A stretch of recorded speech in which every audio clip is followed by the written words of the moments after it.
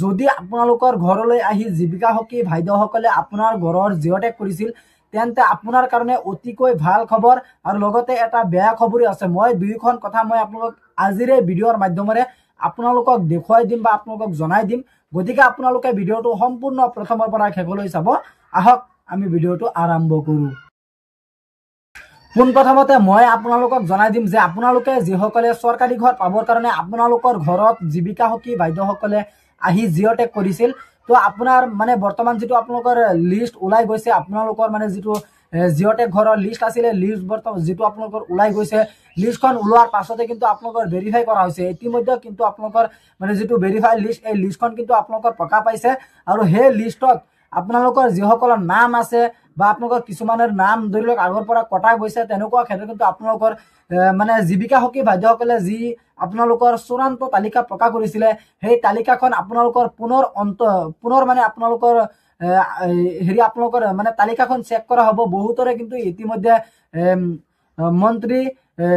মন্ত্ৰী ডাঙৰীয়াই ইতিমধ্যে আপোনালোকক কৈছে যে কিছুমানে ঘৰৰ কাৰণে তেওঁলোকৰ ঘৰটো পকা হয় আৰু আন কিছুমানৰ ঘৰটো কেঁচা হয়।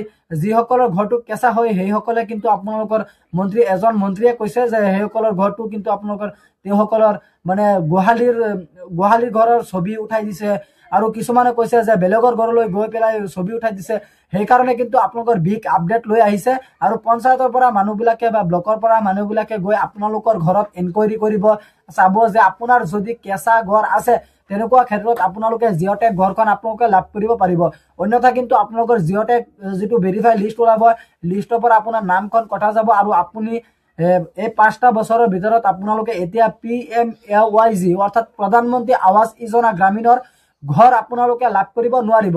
আৰু আপোনালোকে বহুতৰ মনত এটাই প্ৰশ্ন যে আপোনালোকে জিঅ'টেক ঘৰখন প্ৰথম কিস্তি কিমান টকা পাব বা আপোনালোকে জিঅ'টেক ঘৰখন কেতিয়া লাভ কৰিব পাৰিব, এই দুইখন কথা মই এতিয়া জনাই দিম। আপোনালোকক প্ৰথমতে জনাই দিওঁ যে জিঅ'টেক ঘৰখন আপোনালোকে কেতিয়া লাভ কৰিব পাৰিব।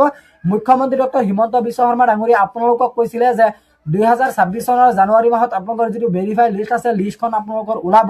ওলোৱাৰ পাছতে কিন্তু আপোনালোকৰ প্ৰথম কিস্তি টকা আপোনালোকে 32,500 টকাৰ পৰা 48,500 টকালৈ আপোনালোকে সেই প্ৰথম কিস্তি টকা আপোনালোকে লাভ কৰিব পাৰিব। যদি জিঅ'টেক ঘৰৰ বিষয়ে বা আপোনালোকৰ আন কোনো হেৰিৰ বিষয়ে যদি আপোনালোকৰ আৰু সুধিবলগীয়া বা জানিবলগীয়া কুৱেশ্যন থাকে, তেনেকুৱা ক্ষেত্ৰত কিন্তু আপোনালোকে মোক জনাব পাৰে। গতিকে আজি ইমানখিনি আছিলে আপোনালোকক দিবলগীয়া ইনফৰমেশ্যন। আশা কৰিছোঁ ভিডিঅ'টো চাই ভাল পালে। যদি ভিডিঅ'টো চাই ভাল পালে তেন্তে ভিডিঅ'টোত এটা লাইক কৰি দিব আৰু আপুনি যদি আমাৰ চেনেলত নতুন আছে প্লিজ আমাৰ চেনেলটো ছাবস্ক্ৰাইব কৰিবলৈ নাপাহৰিব। ধন্যবাদ থাকিল সকলোলৈ। জয় আই অসম।